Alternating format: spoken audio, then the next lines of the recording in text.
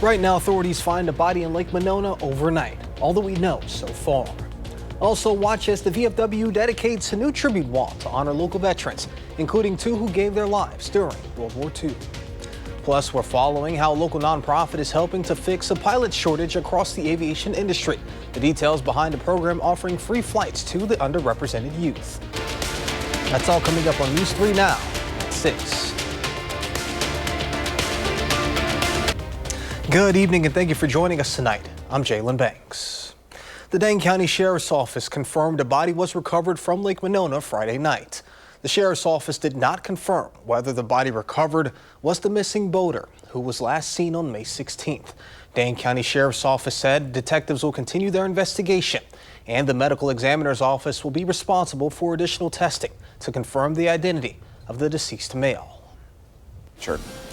Let's get a look at your first warn forecast with meteorologist Buddy Reeves. Buddy, it started out nice and sunny, but things have changed in the last few hours or so. It has. We had some cloud cover that has kind of rolled into parts of southern Wisconsin right now, and on the backyard patio, it looks like it's going to rain, but I assure you folks at home, it is not going to rain. We just have some thicker cloud cover that is overspreading the area. You can see that here on Weather Track right now, but these clouds will decrease as we head on into the overnight hours tonight. But look at these current temperatures right now. While this is below average for this time of year, we're still sitting in the 60s, and honestly, I'll take it compared to what we were back in the beginning of the week where we were in the 40s. And closer to Dane County, 60s across the board, 63 in Middleton, 63 for our friends down in Belleville. Taking a look at your evening tonight, look for that cloud cover to decrease as we head on into the overnight hours. Those temperatures are going to decrease into the 40s, so it's going to be a rather chilly overnight tonight, but we will rebound tomorrow and have another picture-perfect day tomorrow.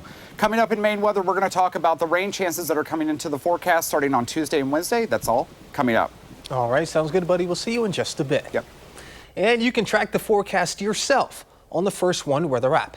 It has hourly planners, road conditions, and even radar. You can download it for free in your phone's app store. Just search WISC Weather. A Madison man is declared AWOL from the Dane County Jail Diversion Program as of Saturday afternoon. Casey J. Schultz, a 45-year-old Madison man, was last seen in the area of Laurel Crest Avenue in Madison. The sheriff's office reported Schultz is serving a sentence for contempt of court and was due to be released in just 6 days. Anyone with any information regarding his whereabouts is asked to call the Dane County Communications Center at 608-255-2345 or the Madison Area Crime Stoppers at 608-266-6014. Right now, there's a tribute wall dedicated to fallen soldiers from World War I. VFW Post 7591 is honoring 3 Wisconsin natives ahead of Memorial Day. Our Tanisha Shaw talked to the Day family that's honoring their family's legacy. This is the Day family. Generations are coming together to honor Memorial Day. The family commemorates the holiday every year, but this year, the holiday feels different. It really does bring a little bit more emphasis and exclamation to the meaning and the understanding of what the holiday really is about. Both Jerry Henderson and Robin Austin were just 2 of the many people at VFW Post 7591 Saturday. Their granddad, Galen Day Sr., served in the military during World War I. His sons, Galen Day Jr. and Donald Day, both died during World War II. Day Jr. remains missing in action. Very giving in their life. They've had to give up many, many years of their family members in the military. Day Sr. chartered VFW Post 7591 in 1963.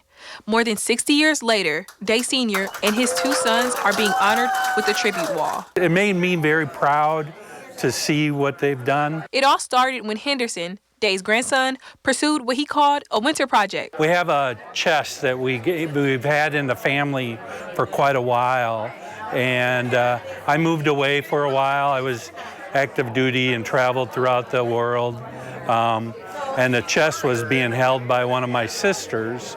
When I moved back to Wisconsin, she said, "Hey, this is yours." Recognitions like this are very important because if they aren't preserved correctly, important history and legacies could be forgotten about. Both my grandfather and for his son Junior, they were lost in a large fire. And so the government doesn't have official documents of that.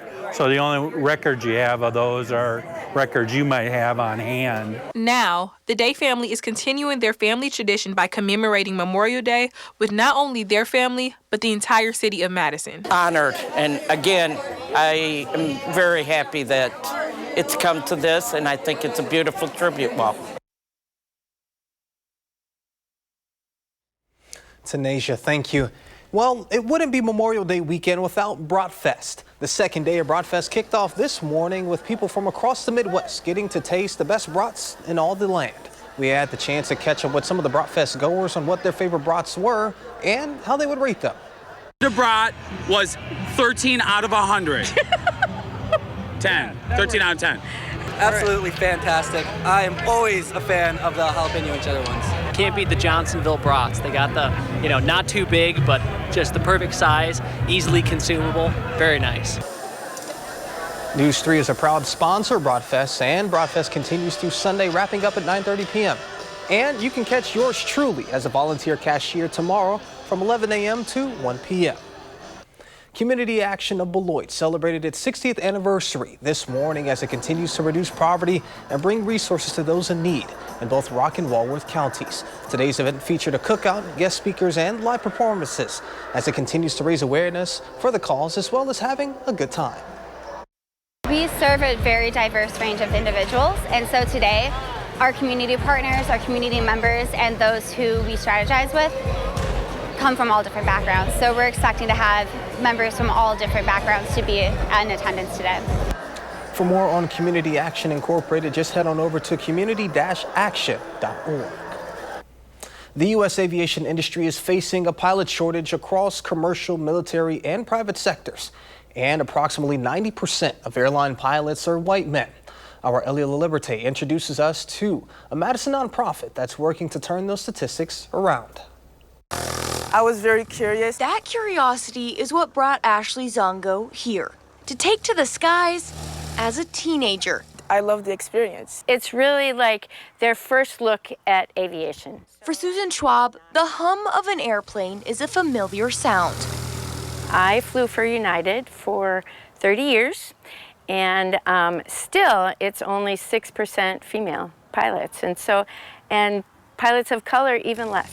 That's what led Susan to help start the Willa Brown Aviation Academy, a nonprofit that offers free flight events to underrepresented youth. Honestly, girls and kids of color really don't have any exposure, for the most part, to people in aviation. Giving girls like Ashley a chance that Susan wishes she had. That's really what all our programs are about, is just giving the kids confidence and thinking like, wow, I could do this. Because I did not have that idea until I was older. The Academy puts on a Wings to Fly event, which gives those kids a one-on-one flight and planning session. I was happy that she was my pilot. Ashley flew with Susan during the one-day program last year. Now she's in the Madison Youth Aviation Club. I'm still really nervous, like flying by myself and stuff like that. So that's definitely what keeps making me come back to experience it and maybe become a pilot. Susan wanting to take the nonprofit to new heights. We're working right now on establishing a scholarship program to encourage the next generation to spread their wings. It was inspiring, and they need more women in it. Reporting at the Middleton Airport, Elia Liberté, News 3 Now. Ellie, thank you. To learn more about class and camp schedules, you can head on over to willaflight.org, or you can find this story on channel3000.com. Coming up next on News 3 Now at 6, President Trump addresses cadets at the United States Military Academy West Point commencement ceremony on Saturday. Plus, FDA advisors vote on this year's COVID-19 shot recommendations. That and more after the break. You're watching News 3 Now at 6. Thank you for staying with us. The Justice Department has struck a deal with aircraft maker Boeing to avoid prosecution of the company over 2 fatal crashes of the 737 MAX. That's according to a Friday court filing. This makes official a proposal publicly reported last week, though a judge will still have to approve the deal before it can go into effect. As part of the proposed deal, the DOJ says Boeing will pay more than $1 billion in fines. make commitments to strengthen safety and compliance programs, and offer payments for the crash victims' families. If approved, the agreement will end a long and tumultuous case against the company. The president told West Point graduates at Saturday's commencement ceremony the era of transgender soldiers and critical race theory is over. CBS News' Christian Benavides has more. President Trump told West Point cadets at their commencement ceremony on Saturday that they are entering a golden age of a military he has worked to rebuild. This is a time of incredible change, and we do not need an officer corps of careerists and yes men and people that want to keep it going the way it's been, because it changes rapidly, especially what you're doing. The president also told cadets that he has worked to get rid of so-called woke military generals and eliminate diversity programs. There will be no more critical race theory or transgender for everybody forced onto our brave men and women in uniform, or on anybody else for that matter in this country. The president's address comes on the heels of more economic turbulence on Wall Street.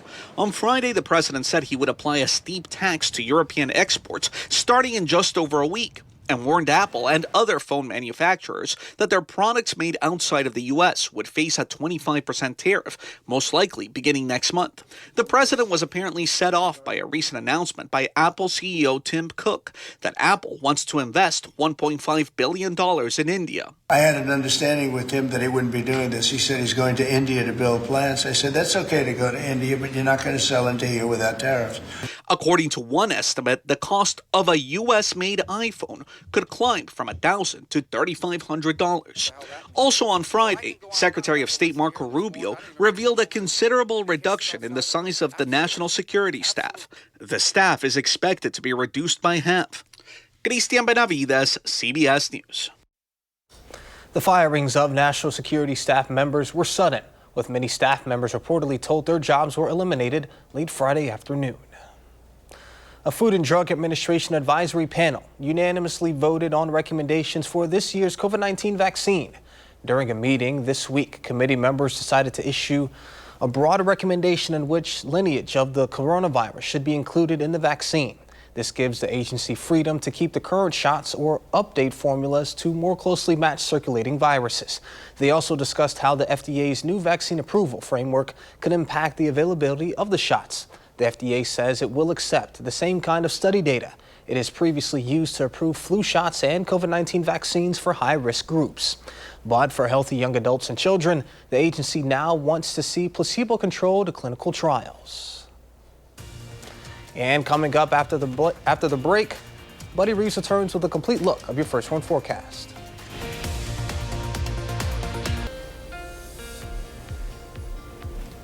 It was a beautiful day here across southern Wisconsin. The cloud cover kind of filled in this afternoon, and it kind of looks like it's going to rain, but I promise you it's not going to rain tonight or tomorrow or Monday, in fact, for that matter. But let's take a look at the three things you need to know as we head on into the Memorial Day weekend. It's going to be a mild Sunday and Memorial Day as well, with temperatures approaching 70 degrees.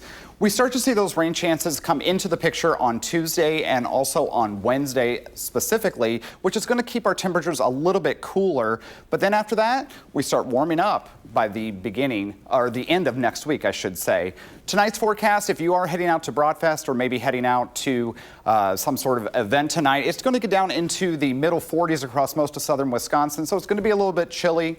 Might need a jacket. But if you think it's cold here, just wait till I show you the next graphic, which is frost advisories for portions of northern Wisconsin. They could see patchy frost and temperatures near freezing overnight tonight. But again, nothing like that here. We're going to stay in the middle 40s. And then tomorrow, we're actually going to get back into the upper 60s to low 70s once that cloud cover decreases overnight tonight. And it's going to be another beautiful day.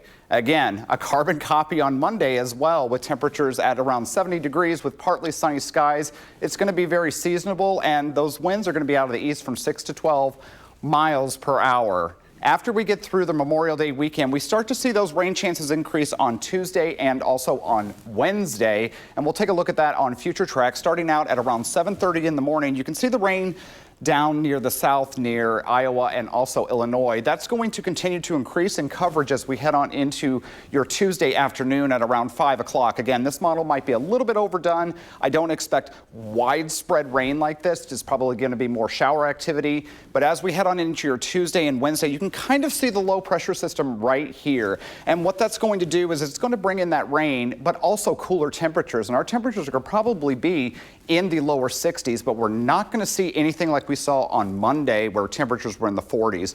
We'll probably pretty much stay in the 60s with cloud cover and shower activity on your Wednesday, but that is going to exit as we head on into your Wednesday evening.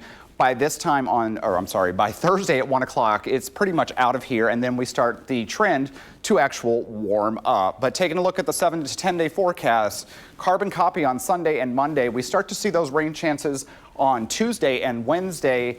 Then the warm up starts, and we start to actually feel more like spring and almost summer-like as we head on into the following weekend, which for me, I'm happy for, because I am not happy when it's 40 degrees, cloudy and rainy.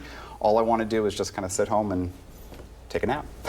I mean, there's that, but it's time to start breaking out the grill, head to the pool. We've got Memorial Day coming up, a time to celebrate. I'm ready to get out and do some summer activities. At least it's not raining, so that's the good thing. Fair. It's not too bad, but I could use mid to upper 70s by this point in time. I'm with you. Sounds good, buddy. Andrew, what do we have coming up in sports? Yeah, a real summer-like activity. The answer to what do you get when you cross the Packers and softball? Early answer is a whole lot of Jordan Love. We've got more on that next on News 3 Now.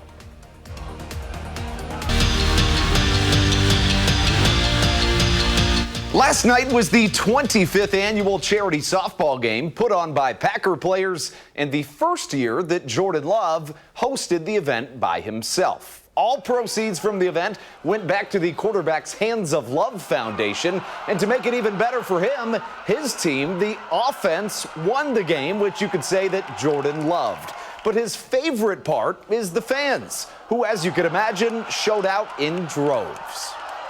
This is what Green Bay is all about. This is what Wisconsin is. This is what Packer fans are about, and it's just awesome. And they show out every year and pack this stadium out, and it's just a fun event every year. It was great. I didn't think it was going to be this packed. It's a lot of kids out here, definitely. But just coming out here, enjoying my time, being out here with the fans and with my teammates. So I definitely enjoyed it. The next step on UW Whitewater Baseball's tour to avenge last year's national runner-up finish is to get back to the World Series. And a win today over Oshkosh would punch their ticket back. And this one was over before it started. In the 8th, Adam Thies hits one of his 2 homers in the game, wooing his Warhawks to a 10-0 win. And from there, the party was on. Check that out. Nothing better than that, as the Warhawks are headed back to the World Series, which starts on Friday. And speaking of the World Series, we head down to Enid, Oklahoma, where Madison College baseball is all tied up with Jalen's favorite school, Lackawanna College. 4-4 the score in the 6th inning. It's the Wolfpack's first game in their record-breaking 7th straight trip to the D2 JUCO World Series. And the Brewers trying to avoid losing for the 3rd time in their last 4 games, which is a challenge when your offense doesn't show up.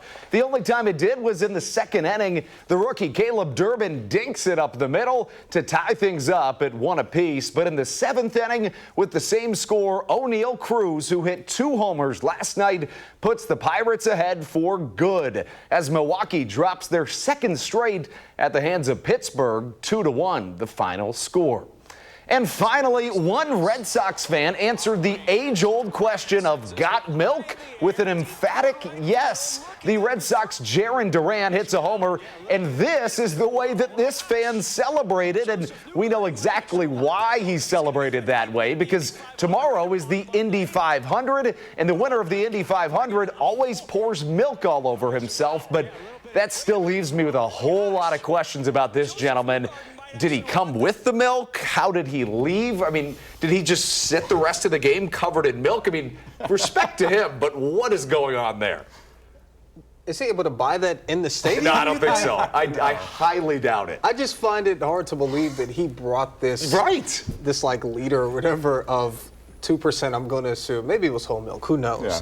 But yeah, that they just let him bring it in there. He had to have snuck that in. Yeah, or maybe it was a promotion. He had an Indy 500 shirt on, but either way, that was bizarre, but also beautiful. I loved that. Shout out to him. And I mean, I don't know that I would do it. Would you guys do something like that? Nah. Well, it looked like it was already kind of raining. That's true. So it helps. You're already wet to begin with, but if it was just like a normal summer day, like, could you imagine if it were hot and then he poured the milk on himself and just had to sit there? Probably not. That would get to smelling and who knows what. But I love that guy's energy. Yeah, he was electric for sure. Buddy, what should we expect before we head on out? Yeah, I got a carbon copy forecast for Sunday and Monday with plenty of sunshine, highs in the upper 60s. We do cool off Tuesday and Wednesday, and then we warm back up Thursday, Friday, Saturday, and Sunday.